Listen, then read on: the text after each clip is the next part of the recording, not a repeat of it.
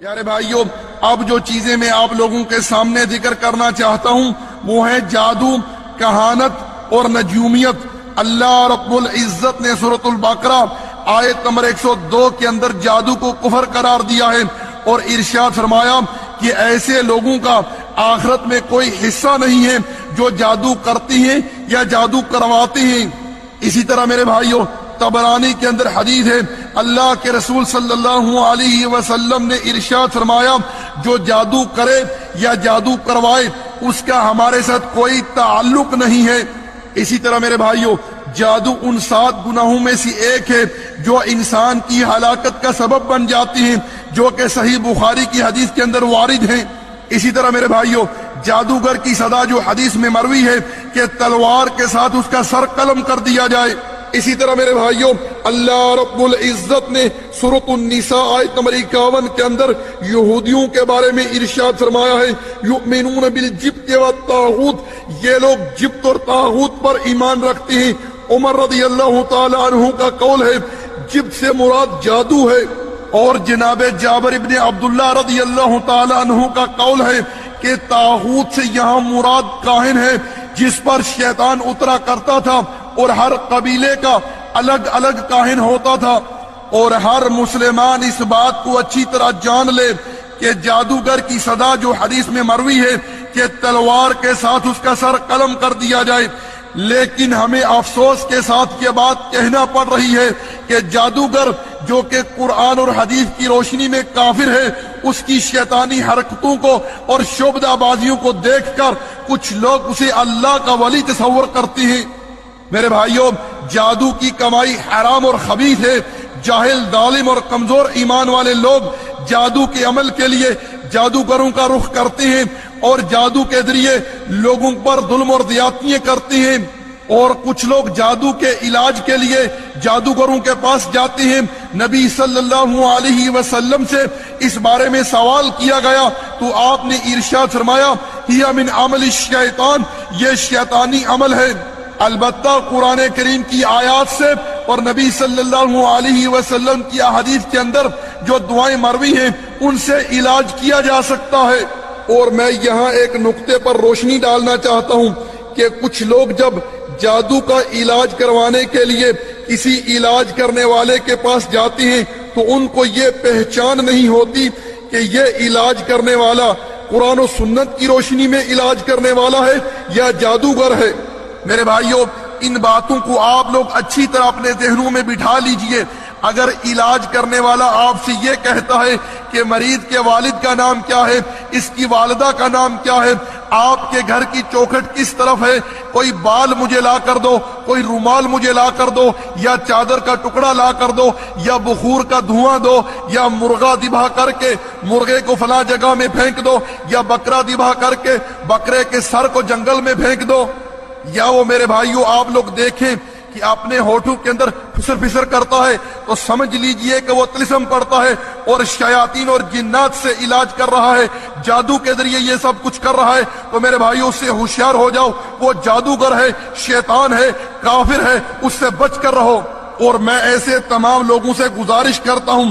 جو لوگ بھی اس جادو جیسے کفر میں مبتلا ہیں، چاہے وہ جادو کرنے والے ہیں یا جادو کروانے والے ہیں، ایسے لوگ اللہ رب العزت کے حضور سچی اور خالص توبہ کریں اس جادو جیسے کفر سے۔ اور جہاں تک میرے بھائیوں کاہن اور نجومی کا تعلق ہے تو یہ دونوں اللہ رب العزت کے ساتھ کفر کے مرتکب ہیں، کیونکہ یہ دونوں غیب کے علم کے دعوے دار ہیں، جبکہ غیب کا علم اللہ رب العزت کے سوا کوئی نہیں جانتا، جیسا کہ سورۃ النمل آیت نمبر 65 کے اندر اللہ رب العزت نے ارشاد فرمایا ہے۔ لیکن یہ کفر اکبر کے مرتکب لوگ سادہ اور بھولے بالے لوگوں کی سادگی سے فائدہ اٹھاتے ہوئے ان کا مال بٹورنے کے لیے انہیں بیوقوف بناتے ہیں، اپنے پیٹ کی آگ بجھانے کے لیے بہت سے وسائل استعمال کرتے ہیں، مثلا ریت پر لکیریں کھینچنا، یا لوگوں کے ہاتھ دیکھنا، یا پیالی یا شیشوں میں مختلف کلمات لکھنا۔ اور کبھی ایک بار ان کی بات سچ نکل بھی آئے تو 99 بار جھوٹ سامنے آتا ہے۔ لیکن میرے بھائیوں، جن لوگوں کی عقل پر شرک کا پردہ پڑ جاتا ہے ان لوگوں کو ان ٹھگوں کا وہ ایک بار کا سچ ہی یاد رہتا ہے، 99 بار کے جھوٹ پر کوئی توجہ نہیں دیتے۔ چنانچہ اپنے مستقبل کے احوال معلوم کرنے کے لیے، شادی یا تجارت کے تعلق سے خیر اور شر کا پتہ لگانے کے لیے، یا اپنی گمشدہ چیز کی تلاش وغیرہ کے لیے ان کا رخ کرتی ہیں۔ اب سوال یہ پیدا ہوتا ہے، ان کاہنوں کے پاس جانے والے شخص کا کیا حکم ہے؟ تو میرے بھائیوں، اس کا جواب یہ ہے کہ اگر کاہنوں کے پاس جانے والا شخص ان کی باتوں کو سچ مانتا ہے تو وہ کافر ہے اور ملت اسلامیہ سے خارج ہے۔ اس بات کی دلیل نبی صلی اللہ علیہ وسلم کی حدیث ہے جو کہ مسند احمد کے اندر مروی ہے۔ اللہ کے رسول صلی اللہ علیہ وسلم نے ارشاد فرمایا، من اتا کاہنا او عرافا فصدقہ بما یقول فقد کفر بما انزل علی محمد صلی اللہ علیہ وسلم۔ جو کسی کاہن یا نجومی کے پاس گیا، جا کر ان سے کسی چیز کے متعلق سوال کیا، پھر ان کی بات کی تصدیق کی، تو یقیناً اس نے اس چیز کے ساتھ کفر کیا جو چیز محمد صلی اللہ علیہ وسلم پر اتاری گئی ہے، یعنی قرآن و سنت کے ساتھ۔ اس کے علاوہ میرے بھائیوں، اگر کاہنوں کے پاس جانے والا شخص ان کی تصدیق نہیں کرتا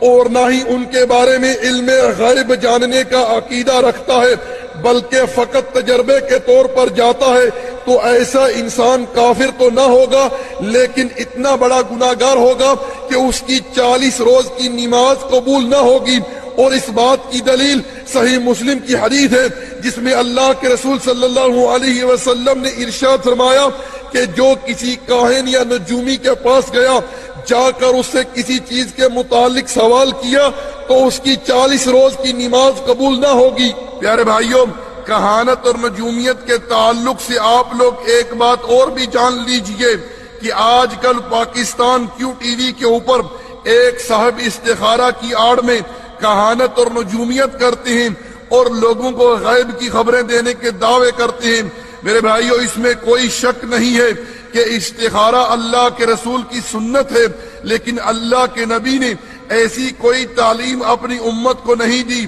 کہ ایک آدمی بیٹھ کر لاکھوں لوگوں کے لیے استخارہ کرے، بلکہ میرے بھائیوں، یہ شخص کاہن ہے، نجومی ہے، جو استخارہ کی آڑ میں کہانت اور نجومیت کر رہا ہے اور لوگوں کے عقیدے کے ساتھ کھیل رہا ہے۔ میرے بھائیوں، اس سے ہوشیار ہو جاؤ۔ ہمارا فیس بک کا صفحہ اردو اسلامک میسیجز URDUISLAMICMESSAGES ہے۔ ہمارا واٹس ایپ کا نمبر 0097333190627 ہے۔